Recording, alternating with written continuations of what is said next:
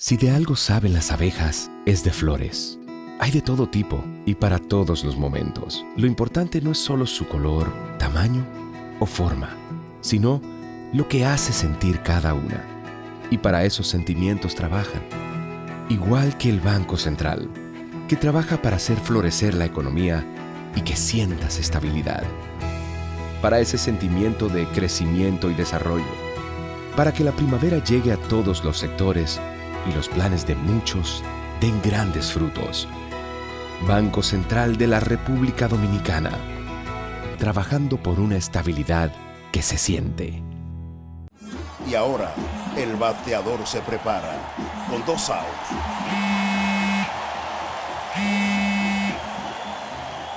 Hola. Hola, me habla el señor González. Ajá. Le llamamos porque usted es un cliente preferencial y queremos ofrecerle nuestra tarjeta Gol, la cual tiene infinitos beneficios, entre ellos descuentos en supermercados, salones de belleza, farmacias y acumula puntos para viajes al extranjero, incluso a la luna. Hay mejores formas de evitar llamadas no deseadas. A través de la aplicación de ProUsuario, ahora puedes solicitar que te excluyan de los listados de marketing de las entidades financieras. Descarga la app en Google Play y App Store. Solo tiene que indicarme dónde le enviamos el plástico de su tarjeta. No me digas. Bienvenidos a esta entrega del podcast Reseñas. Un servidor, Rafael Núñez y... Yarit Ortiz de este lado. Así es, la Yarit. Los millennials Así aquí. es. Y un bateador designado, César Duvernay. Me gustó eso, se oye bonito. Saludos, señores, Sí. a ustedes y al país y al mundo que nos acompaña. Un gran bateador designado. Uy, Así uy, uy. que nuestra amiga y compañera Adelaida Martínez está en compromisos familiares.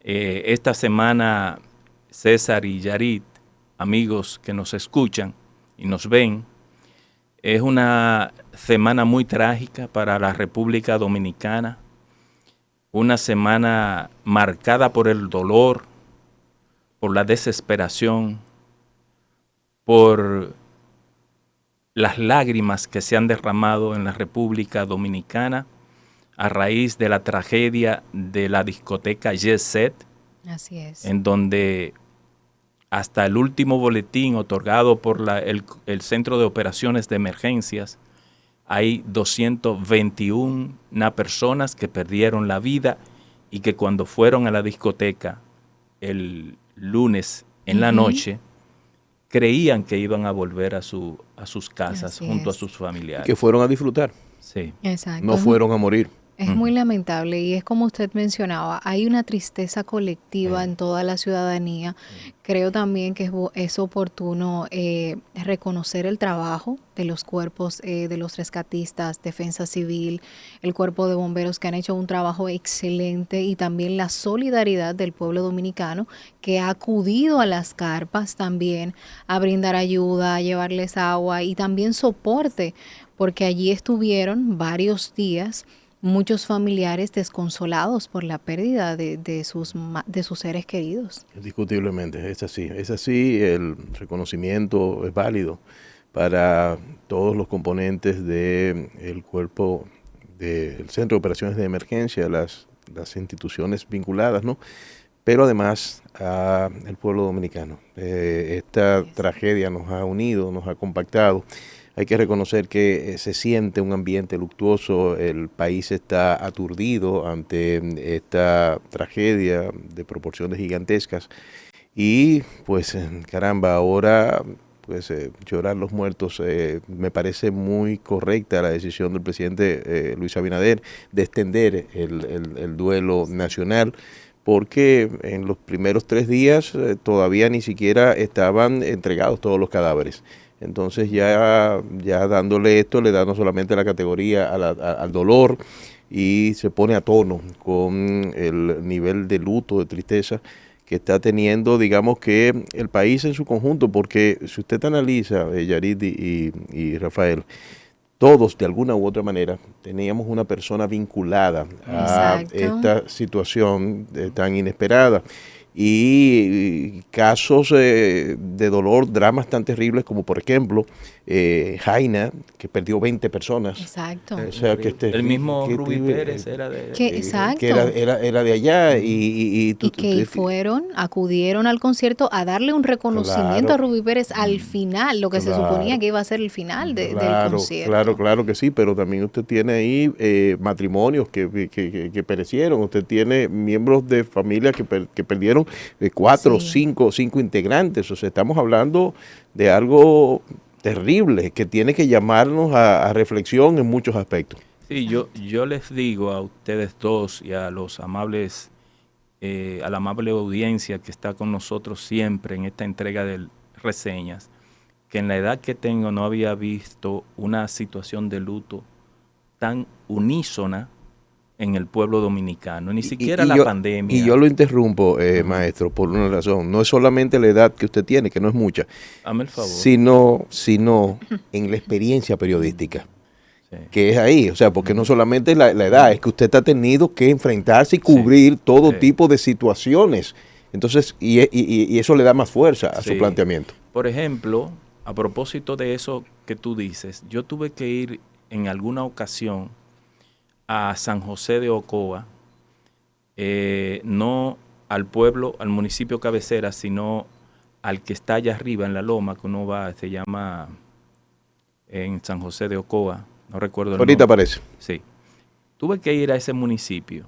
Cuando iba de camino a cubrir por el periódico El Nacional la cobertura de una tragedia que había ocurrido en Ocoa, porque habían como 5 niños bañándose en una laguna y un cable de alta tensión cayó en la laguna. Ay, Dios mío. Y murieron los 5. Yo tuve que ver. Electrocutó a los 5. Sí, yo tuve que ver esa situación. Los ocoeños que me están escuchando saben de lo que yo estoy hablando.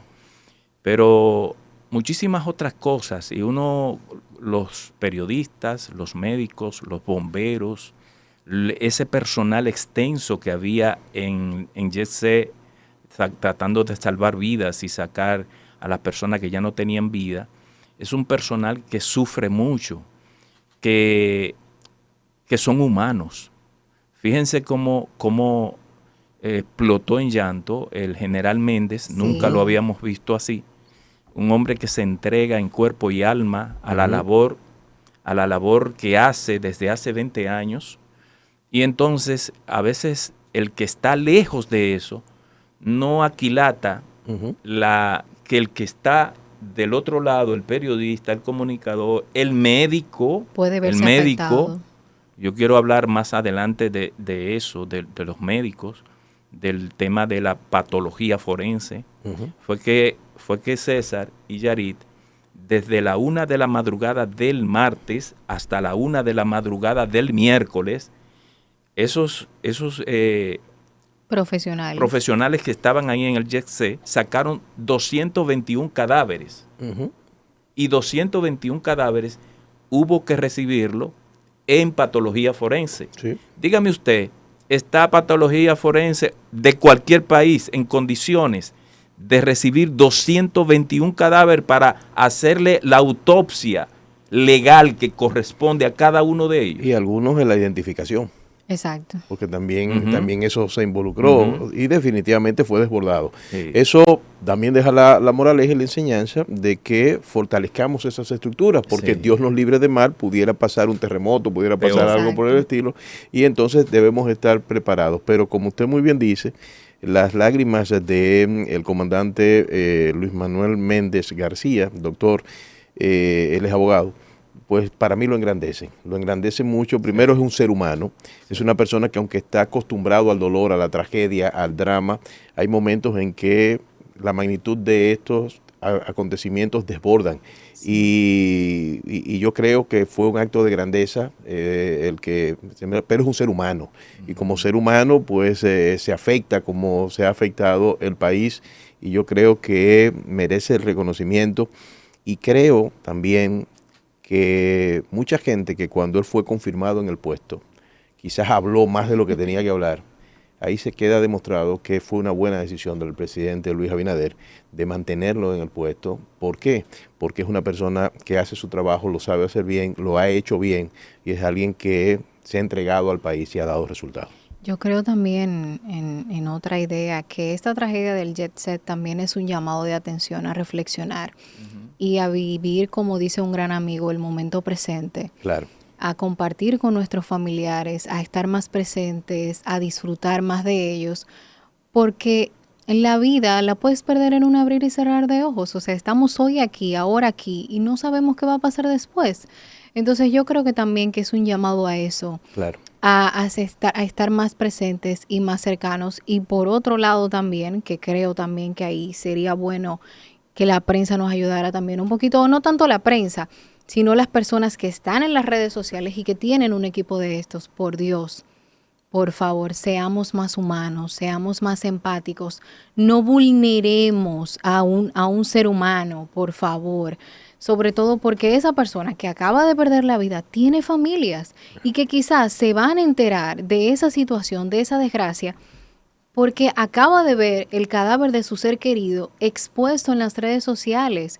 Entonces yo creo también que es bueno invitar a la audiencia a ser un poquito más solidario en ese sentido. Bueno, Yarit, que tocaras ese tema porque era el próximo que iba, parece que estamos conectados, que iba a abordar. No, ella es millennial, fue que le hackeó. Le hackeó el cerebro. Sí.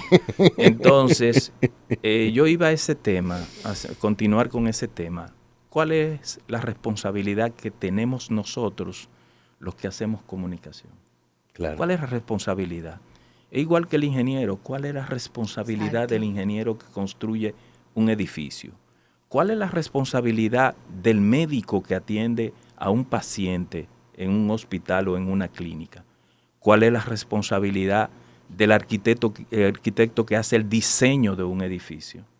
¿Cuál es la responsabilidad de nosotros que nos corresponde orientar, dar la información correcta, tratar nosotros de que profesionalmente, como nos enseñaron, tener la información correcta, verificada con distintas fuentes para no estar esparciendo informaciones falsas? Exactamente. Nosotros, en estos momentos, es que uno tiene como profesional que engrandecerse, porque no es posible que precisamente por la horizontalización de la comunicación haya entrado gente que no entiende el rol que tienen que jugar, que no entienden que esto que nosotros tenemos en las manos es para educar, para formar, para informar, para a la gente poderla orientar en cualquier momento que haya una crisis como la que nosotros estamos atravesando como república. Entonces, la responsabilidad de nosotros es muy grande. Exacto. Usted no puede estar jugando como pasó en medio de este duelo, que se daba una información falsa. No, verifique esa información. Ustedes saben las tantas informaciones que se vieron en los medios digitales. Es una situación compleja, Rafael y Yarit, porque desafortunadamente, si bien todos los periodistas son comunicadores, no todos los comunicadores son periodistas. Exacto. Y esto requiere de un oficio y de un dominio que no todos los tienen. Y un celular ya convierte a cualquier persona en un medio. Eso es una situación, pero además es un llamado a la conciencia y lo primero que se necesita para ser consciente es tener conciencia y mucha gente no la tiene. Exacto. Y el afán de likes, de views, de exposición, pues entonces hace que se haga lo que se tenga que hacer con tal de, y muchas veces lo que se hace es daño.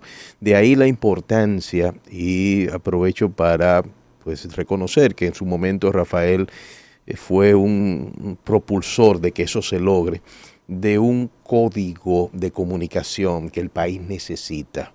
Ojo, no que cercene el derecho a la expresión que tiene todo ser humano, que es un derecho fundamental porque está constitucionalizado, pero que por lo menos lo reglamente a los fines de que no se den este tipo de cosas, de una tragedia que traspasa el escenario nacional, porque hubo kenianos, hubo venezolanos, hubo colombianos, hubo un haitiano, hubo un norteamericano. O sea, estamos hablando de situaciones que merecen un tratamiento y como acaba de decir el maestro Núñez, o sea, un manejo que si usted no va a informar, no deforme y que tenga la suficiente naturaleza táctica para usted saber cómo manejar ciertas situaciones. Pero repito, lo primero que se necesita para tener conciencia es tener conciencia. Y muchas veces no se tiene. Y diciendo lo que Yarit decía, una reflexión completamente válida. Yo recuerdo que en la tarde de ayer conversaba con alguien a quien respeto, quiero y admiro mucho, que no voy a mencionar su nombre, pero lo tengo al lado. Y decía, cualquier momento puede ser el momento. Exacto. La vida es corta e inesperada. Y eso tenemos que tenerlo en cuenta. Es así. Bueno, Yarit, César, después de hacer este pequeño preámbulo respecto al luto en el que se encuentra este país por esa tragedia del Jet Set. Y los tres tenemos algo negro puesto. Sí, fue a propósito, realmente. Yo mismo personalmente no tengo deseos ni de trabajar. Lo que pasa es que el deber te obliga. Claro. El deber te obliga. Vamos a la pausa y venimos con el doctor Wilson Gómez. Pero antes recordarle a nuestra audiencia que este contenido llega gracias a la Asociación Popular de Ahorros y Préstamos APAP, donde cada ahorro cuenta, y también recordarles que pueden disfrutar de nuestro contenido a través de nuestro canal de YouTube Reseñas TV y también a través de la plataforma de El Nuevo Diario Podcast. RANUR, consultores en comunicación estratégica y tecnologías. Es una empresa dedicada a la asesoría de organizaciones privadas, públicas y de personas, con fuertes fundamentos en las nuevas tecnologías de la información y la comunicación. Su CEO, el periodista y consultor Rafael Núñez, acumula una vasta experiencia en el periodismo y la comunicación. RANUR es una agencia en capacidad de construir, mejorar y perfilar una imagen robusta a sus relacionados. Los partidos políticos y las instituciones de carácter público están obligados a cambiar las viejas formas de llegar a sus públicos. RANUR es una empresa con 12 años en el mercado, laborando con integridad y transparencia en los ámbitos del periodismo, la comunicación gubernamental, las relaciones públicas, el posicionamiento reputacional digital, la ingeniería social y la gestión de crisis. Para construir una reputación sólida en el ecosistema digital o en los medios tradicionales, RANUR te acompaña por el camino correcto. De nuevo aquí con ustedes en el podcast Reseñas. Ya les habíamos anunciado que el doctor Wilson Gómez, ex magistrado y vicepresidente del Instituto Duartiano, iba a estar con nosotros para hablar de varios temas. Así es que bienvenido, doctor Gómez. Muchas gracias, un honor estar aquí en Reseña con ustedes. Saludos, magistrado. Con mucho pesar y mucha pena, doctor. Sí, así es. ¿Qué ha pasado? Inevitable, realmente ha sido un acontecimiento que ha estremecido a todos los dominicanos y están tocadas todas las familias de una forma u otra. Sí, sí, sí. Rafael y Yarit, el magistrado emérito del Tribunal Constitucional es uno de los íconos, de los orgullos de Barahona. Entonces la pregunta, ¿hubo algún baraonero involucrado en la tragedia que usted sepa? Sí. Oh, Dios mío. 4 personas oriundas de allá. Oh, Dios. Que quedaron entre las víctimas mortales. Uf. Qué lamentable. Y doctor, si la hay, ¿qué lección usted percibe en esto o reflexión? Mira, en definitiva esto nos coloca en la trayectoria de entender definitivamente que en el país las autoridades tienen que cumplir con su responsabilidad. Yo creo que el esfuerzo de prevención en todos los órdenes, porque la lección es para todo. Sí, claro. Es decir, para todo caso y para todas las personas, pero en particular para las autoridades, porque es que desafortunadamente la gente llega a la función pública sin un sentido de compromiso.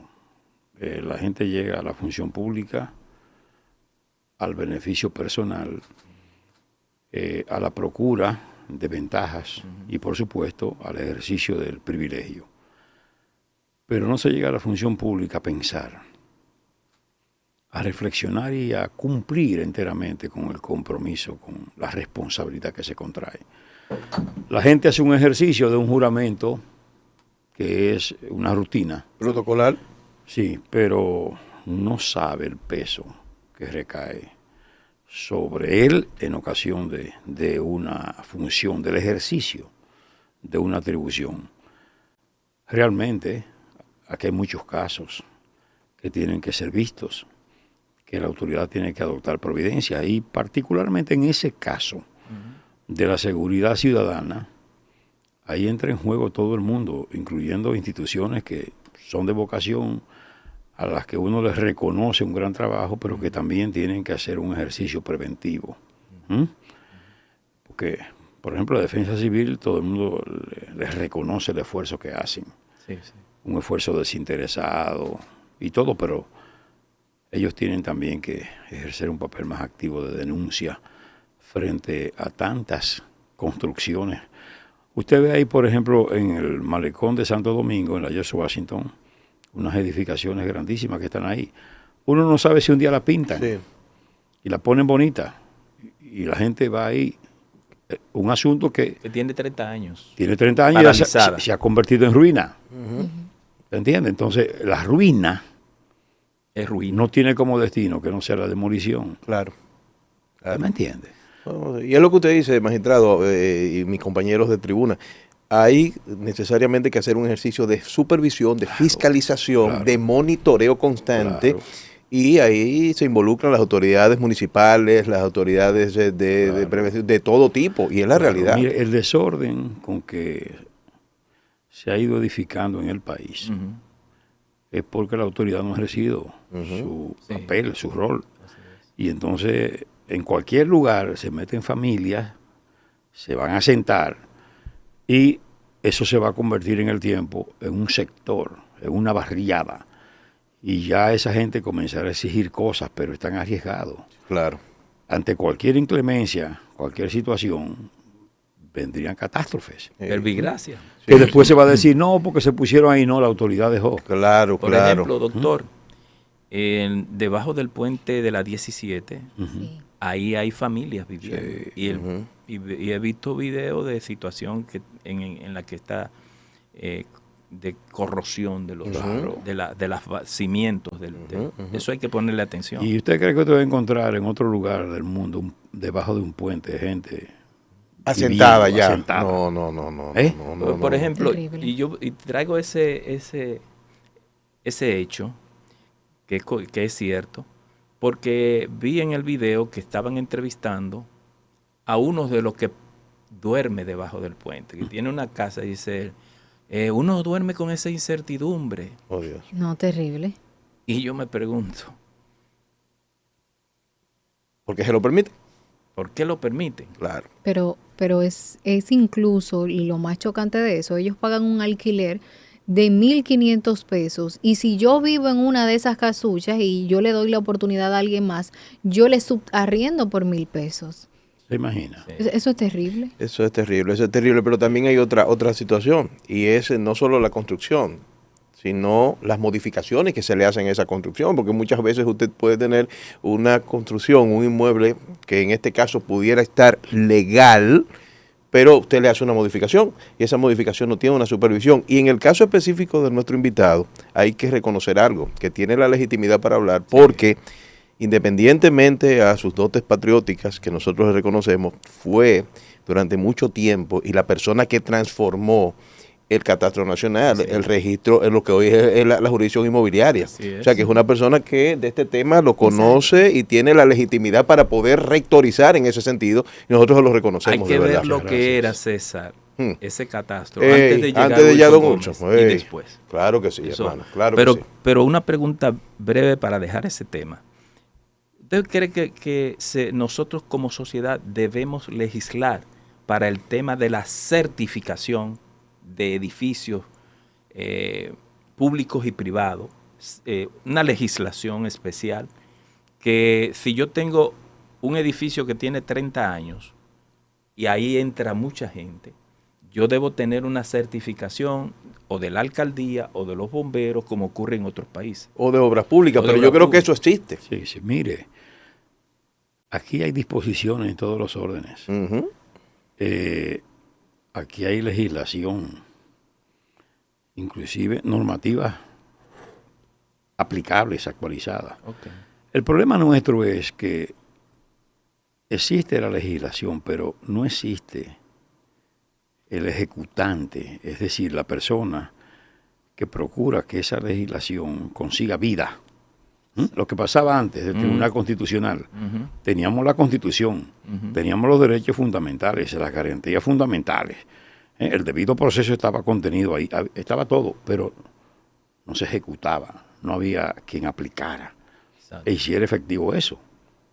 Con el Tribunal Constitucional, bueno, pues se han ido aplicando cosas y se le ha ido dando vida a la legislación constitucional. Entonces yo lo que creo es que más leyes no. Okay.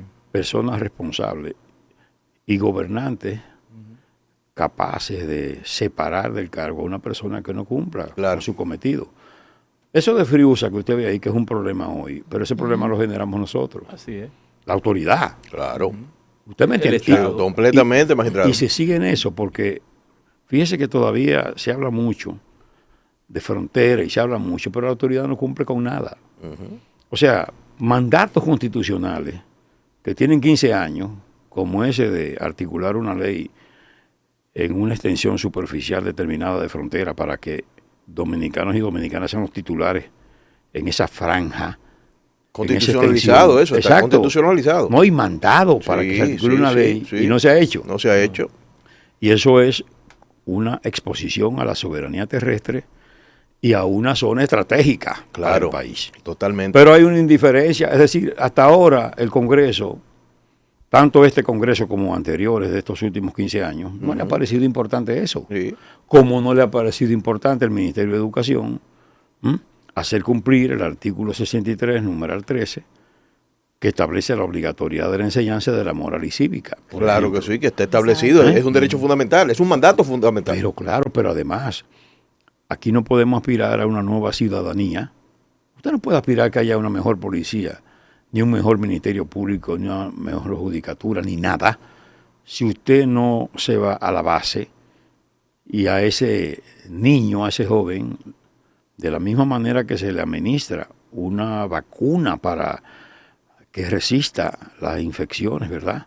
Los ataques de las infecciones contagiosas, esas enfermedades, asimismo en la materia social y educativa, esa enseñanza en moral y cívica, esa vacuna para que ese ciudadano, que será ese niño, resista, por un lado, las tentaciones de la corrupción, por otro lado, para que observe una vida recta, comprometida, que no te arroje de manera indiscriminada basura en la calle, o no te haga una intervención en la vía pública sin contar con el debido permiso. Es decir, conciencia ciudadana. Exactamente, ¿entiendes? Y vamos a involucrarle ahí, que lo he dicho muchas veces, mis compañeros, que se incluya el decálogo duartiano, que se incluya. Claro, eso es parte. Eso es parte. Eso es parte, como también la enseñanza en lo que tiene que ver con lo medioambiental también, claro, con la cuestión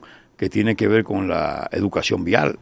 Todo esto es necesario. Si eso no se le enseña a la persona, vamos a tener estos focos de violencia, porque un niño, un joven que se forma con la materia moral y cívica, no va a ejercer esa violencia intrafamiliar o la violencia social. Ese comportamiento que vemos. Que la hay. Fíjate cómo se está, ustedes lo saben porque ustedes manejan, se dan cuenta de la agresividad de la gente. El otro conductor te entiende a ti como un... No te conoce, No. pero te entiende como un adversario y te va a empujar Sí, sí, y te va a sí. faltar respeto y no respeta que tú estás ahí a la espera y que tú estás en el orden natural y lógico, además en el derecho. Y Claro. si tú le dices algo, te saca un No, machete. no. O una pistola. Nosotros Cuidado. hablamos un aquí peligro, con una ¿verdad? especialista de la conducta la semana antepasada respecto al grado de violencia y agresividad que hay en la sociedad. Analizamos ese sí. tema. Ahora, doctor, en ese mismo orden, usted mencionó a Friusa y quiero aprovechar su presencia aquí para que nos pueda hablar de Friusa. Se hace famosa porque es un gueto haitiano y mucha gente ni lo conocía. Exacto. Ni lo conocía. Pero así hay otros gueticos Claro. en todo el En toda territorio parte. nacional. Todo Y el guetazos país. también. Y entonces, Claro. Y hay guetazos. ¿cómo abordar el tema de la migración irregular de haitianos? Yo escribí un artículo que salió este jueves en Diario Libre, en donde decía que nosotros hemos ido postergando Sí, es verdad. postergando Es verdad. la aplicación de la ley de migración, que está clara y ahí Claro, lo dice todo. claro. ¿Cuál es su percepción respecto al tema haitiano? Mire, en sentido general, vamos a caer en lo mismo, es decir, la irresponsabilidad gubernamental. Si los gobiernos, si quienes administran el Estado, que son los gobiernos, no se sientan, pero usted sabe lo que es sentarse con sentido de responsabilidad, con la preocupación que tiene que generarle esto, que ya es sumamente grave, eso pudo haberse evitado y debieron sentarse antes, pero usted tiene que no anunciar, porque las medidas estas son interesantes, pero es que son episódicas y circunstanciales, Sí, coyunturales. no se le da seguimiento. Y son coyunturales. Sí. Hay que sentarse y decir, bueno, si en la milicia se tiene la experiencia de lo que es San Isidro, como proyecto militar, Sí. donde vive el militar, Como ciudades militares. esa es una ciudad del Estado, Sí. usted está ahí a condición de un comportamiento, de una conducta, su familia tiene derecho a la educación, derecho a la recreación deportiva inclusive, tiene la farmacia, tiene los centros Pizzería, educativos. Los servicios. Óigame, es un mundo. La vivienda. Es un mundo Sí, elevado, sí, sí, en sí. dignidad. Sí. Si usted sabe que eso es posible y que ya eso tiene Funcionó ya ahí. tantos años Sí. funcionando bien, no es posible que usted piense en crear esos establecimientos en frontera que dignifique al soldado que está allí prestando servicio, Claro. que él se sienta retribuido por el Estado que él defiende. ¿Eh? Y que dominicanice, dicho sea de paso. Claro, Claro, pero eso te permite a totalmente. ti, primero, que ellos se sienten comprometidos porque saben bien que si fallan, van con su familia a la calle, van a rodar, ¿eh? Sí, Van a rodar. sí. Pero además se crea esa infraestructura que permite la dignidad humana, Claro.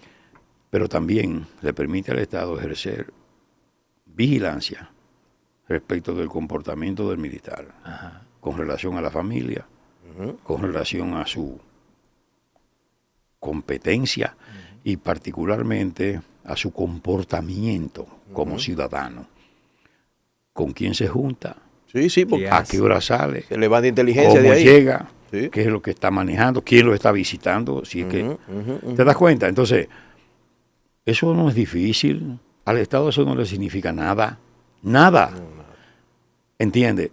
Pero fíjese que desde cuándo nos está diciendo aquí que van a reforzar la frontera y que van a reforzar la frontera y que van a reforzar la frontera sin las infraestructuras que haga creíble que puede un número de militares importante estar en frontera. Porque Claro. ¿dónde están las instalaciones para esa gente desenvolverse Y querer estar ahí. y querer estar ahí? Pero ¿dónde van a comer? ¿Dónde van a hacer sus necesidades? ¿Dónde van a La dignidad con la que ¿Entiendes? debe Dejaron su manejarse. familia en Moca, quizás.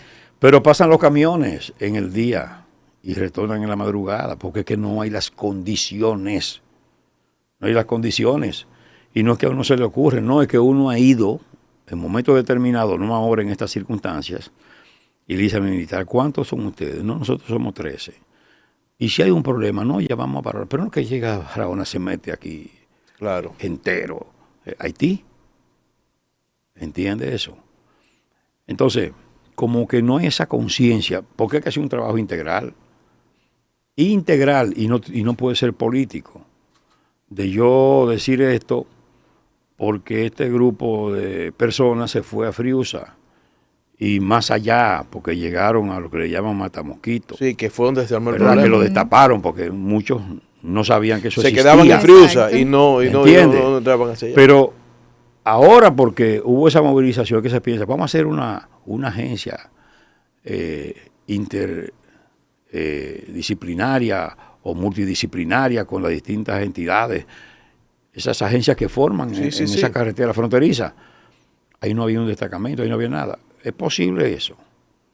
Pero no solo es Friusa, como te ha dicho, no solo es Friusa, no solo es Matamosquito. Es que hay poblados, pequeños poblados de Barahona, como Palo Bonito en La Guásara, o en Pedernales Mencía, o en distintos puntos. Las Mercedes en Pedernales. Exactamente, donde usted va a encontrar una población predominantemente haitiana y encuentra en lugares como Elías Piña, que es cabeza, ¿verdad? El municipio. Sí, de la provincia de Independencia.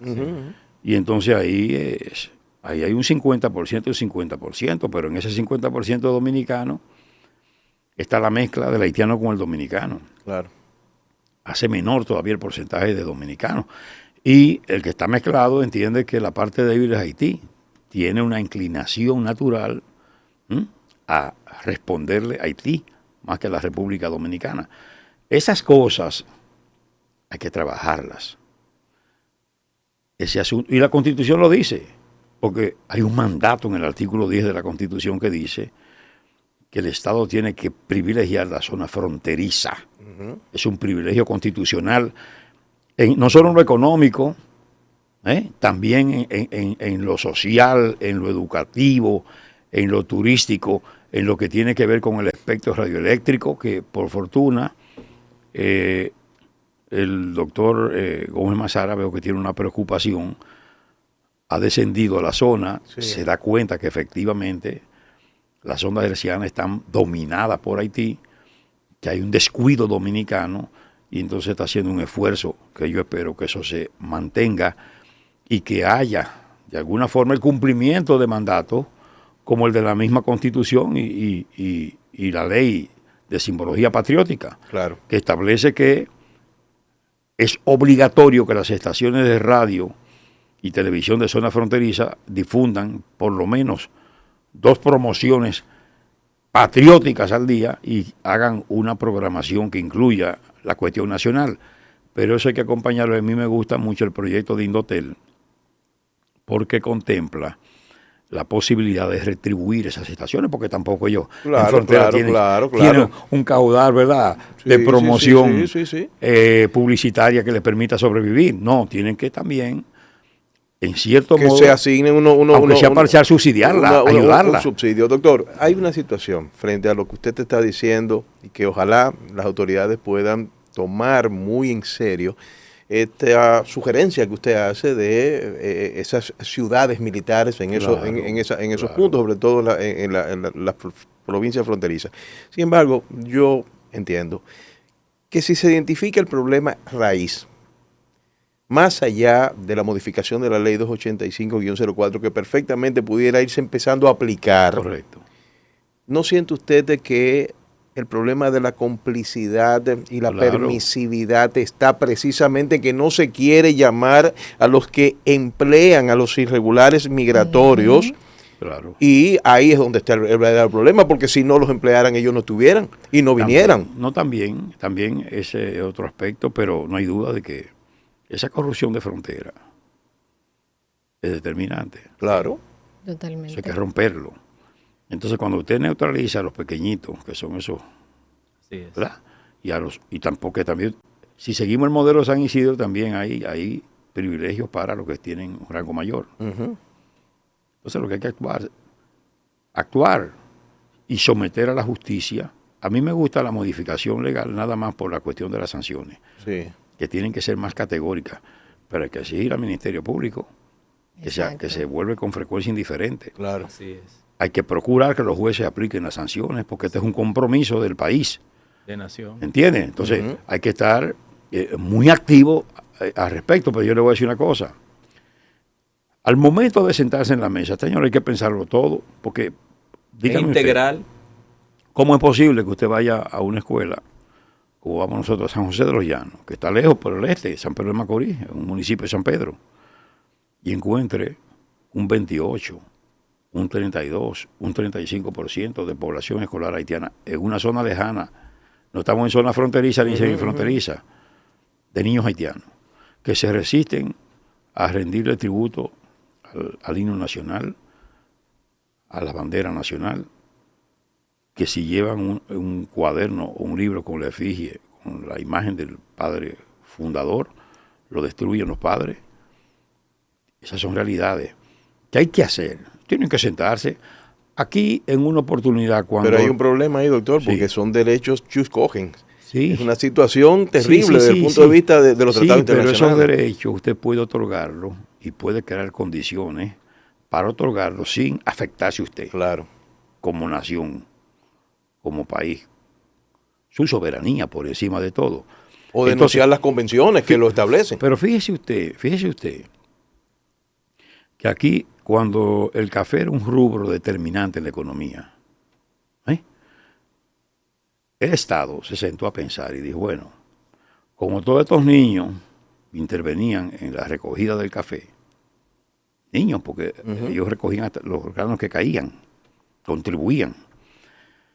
Bueno, el Estado dijo, bueno, vamos a hacerle dentro del programa escolar ordinario, para el año lectivo correspondiente, había un programa normal. Y había un programa destinado a la zona cafetalera. Una respuesta a una sentida necesidad.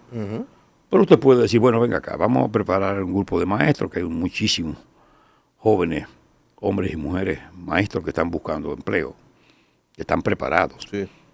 Vamos a hacer un programa especial, sábado y domingo, ustedes, 2 tandas, etcétera, con esos niños. ¿Y cumplimos ahí con los tratados? Cumplimos con el tratado, Sí, ok. lo segregamos de las influencias y de esa resistencia, y tienen que cumplir obligatoriamente con el programa especial. Claro. Inclusive con el respeto a la simbología patriótica y a las cuestiones del país. Eso puede hacerse, pero tienen que sentarse, porque yo no creo en esas medidas que se adoptan. Yo que voy por ahí. Que son interesantes, porque tienen aspectos. A mí me gustó mucho, por ejemplo, que se incorporara al doctor Ray Guevara y que se incorporara al licenciado Miguel Franjul. Me encantó, porque son gente que tiene un compromiso. Pero eso no es suficiente. Es decir, hay que tomar el asunto para que perdure en el tiempo. A propósito de esas 15 medidas planteadas por el gobierno, ¿cuál es la posición del Instituto Duartiano frente, verdad, a la proliferación de las parturientas haitianas? Porque el gobierno ha planteado una serie de medidas en este punto en específico. ¿Cuál es la posición de ustedes? Bueno, fíjese, nosotros siempre hemos dicho, aunque hay sectores que no están de acuerdo y que están ubicados dentro de la línea de la preocupación patriótica, que ciertamente se establezca una tarifa. Ahora, exacto. ¿Quién la va a pagar? Esa, bueno, se exige. La ONU, la OMC. Se exige. Ahora, nosotros somos los que tenemos que, porque a fin de cuentas, como quiera, están yendo a los hospitales. Exacto. Entonces, vamos a quitarle incentivo. Vamos a controlar la frontera, porque es que no deben llegar. Es ahí el No asunto. deben llegar. Y las que están de manera ilegal, a mí me parece muy bien. Bueno, no le neguemos el servicio, pero hizo su labor de parto para su país. Que no se le debe negar el ¿Entiendes? servicio. O sea, no, y como yo digo, los consulados de todas partes, incluyendo el de Haití, entre sus funciones o atribuciones tiene de hacer el rol, el papel de oficial del Estado civil o registrador civil. ¿Por qué nosotros tenemos que seguir con este asunto de este libro de extranjería? El libro de extranjería, para anotarlo ahí. Un peligro, porque a la larga esa gente está naciendo aquí y está registrándose aquí. Entonces ese libro rosado, libro de extranjería, hay que pensar en descontinuar eso. esas haitianas tienen que ir a su consulado a hacer sus declaratorias ahí. No tenemos que darle documentos. Y si no se viabilizan para que o se mantengan así en su país o que la registren allá. Exacto. ¿Entiendes? Tiene que haber como una actitud recta, de verdad. Porque el problema es que nosotros no podemos llevarnos de una hipersensibilidad. Nosotros tenemos que dar el apoyo y cumplir con eso, pero también entender que está en juego la existencia misma de esta patria. Que nosotros no podemos hacer tanto por otro como para poner en riesgo nuestra propia existencia. Esa es la gran verdad. No es que la solidaridad no puede llegar hasta el contagio. Claro. Exactamente. Entonces yo creo que por un lado nosotros tenemos que ejercer control y ponernosle de pie a esos organismos internacionales y esa gente que vienen con esos tours que han venido aquí, trayendo a esas señoras aquí. ¿Y sabe para qué? Para hacer lo que estaban haciendo recientemente, que nosotros descubrimos, un documento muy bien preparado aquí por esos grupos que representan los intereses haitianos, donde participan dominicanos también, más los dominicanos, como decía Duarte. Y entonces prepararon un documento, lo mandaron fuera para que desde fuera hacia adentro se produjera una presión para que todos los asentados en ese libro rosado o libro de extranjería se les diera residencia permanente para colocarlo, como dicen en el argot popular de la pelota, a tiro de hit. ¿Entiendes? Sí. Que nada más le falta un paso. Un paso para conseguir la naturalización, la nacionalidad. Sí. Doctor, se nos está acabando el tiempo, lamentablemente, pero no quiero que usted se vaya sin tocar el tema del Instituto Duartiano. Acaba de juramentarse hace un mes, entiendo, o menos de un mes. Otra persona como presidente, que usted estaba presidiendo, lo sustituyó a usted. Claro. Entonces ha dado una declaración que como dominicano, Rafael Núñez, la veo y la califico que está fuera de tono, que no se corresponde con el discurso y la posición que por años ha tenido el Instituto Duartiano. ¿Qué está pasando ahí? Bueno, sí, la verdad, a veces hablan de crisis. No hay crisis. No hay crisis porque la institución está fuerte, no tiene ningún problema. Los directivos nacionales somos 11. La diferencia es con él única y exclusivamente. Los otros 10 tenemos la misma posición. Y en realidad eso extrañó mucho a la población y hubo una reacción popular fuerte. Bueno, se trata de una persona de 87 años, un buen ciudadano, un hombre que tiene una trayectoria interesante, un médico reputado, reconocido, padre de la medicina, pediatra, bueno, tiene muchos méritos personales. Ahora, desafortunadamente, nosotros mismos lo auspiciamos, es decir, el equipo, todo, lo auspiciamos para que él culminara su carrera pública con una aspiración vieja de él, porque él había sido conmigo secretario general. Sí, ha estado siempre en la directiva. Suscribía conmigo los documentos y después fue vicepresidente en el último periodo. Y tenía más de 20 años en la institución. La sorpresa es que antes de las 24 horas de ser juramentado, da unas declaraciones. Llamando a la tolerancia, nos referimos al doctor Julio Rodríguez. Sí, el doctor Julio Manuel Rodríguez Grullón. Mire, y entonces eso escandalizó porque se apartó evidentemente de una línea institucional que nosotros en los 61 años se ha mantenido y que fue reforzada el 6 de agosto de 2022 en ocasión de la primera marcha patriótica que hicimos aquí en el distrito y que se leyó un manifiesto ahí en el altar de la patria. Manifiesto que inequívocamente decía por dónde iba la política de movilización frente a lo que estaba ocurriendo ya y la gravedad del problema haitiano, donde teníamos nosotros que decirle a la población cuál debía ser la conducta en sentido general y el de reclamo, la ciudadanía. Claro. El Instituto Duartiano ha llamado a una asamblea para el próximo 26. ¿Prevé esta asamblea la sustitución de su presidente? Sí, mire, la asamblea es el órgano supremo, deliberante y soberano de la institución. Si sus decisiones son inapelables, es el órgano más de elevado. aplicación inmediata. Claro. Ok. Entonces, se juzga.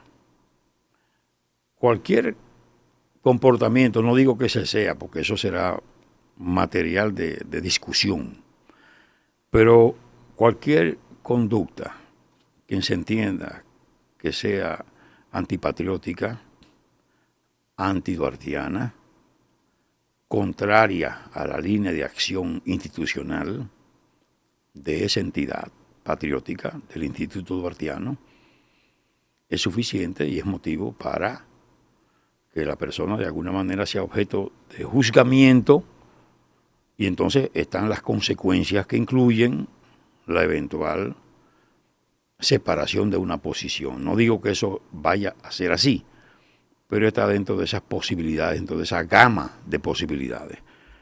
La verdad es que no necesariamente que salga del instituto, sino de la posición. Exacto, porque ya la membresía ya es un asunto que está reservado al tribunal disciplinario, a la comisión disciplinaria.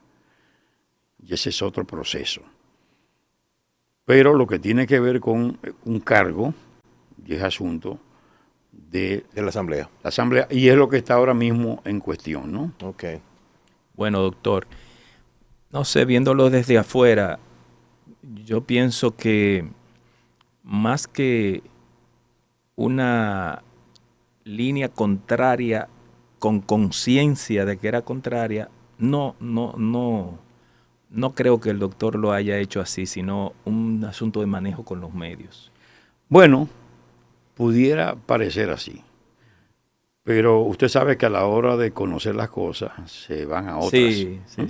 Y hay asuntos que no trascendieron a los medios y se dieron. Ya. Entonces, todas esas cosas se conocen como un todo, ¿no? Ajá. Ya, Sí. ya. ¿Y en qué momento ocurren esas declaraciones? Sí. Que también es. Bueno, fíjese que le quitó en el momento un poco de fuerza a lo que era el tema, que era Friusa. Porque es que del Instituto Duartiano no puede salir ni una coma. ¿Se entiende? Fuera de lugar. Es que es una entidad muy comprometida. El solo hecho de ser una entidad que tiene que ver con el padre fundador de la República, un hombre tan puro, tan sacrificado, nosotros tenemos que tener muy en cuenta eso. Y hay que manejarlo con mucho tacto también, porque se trata de una persona de 20 años.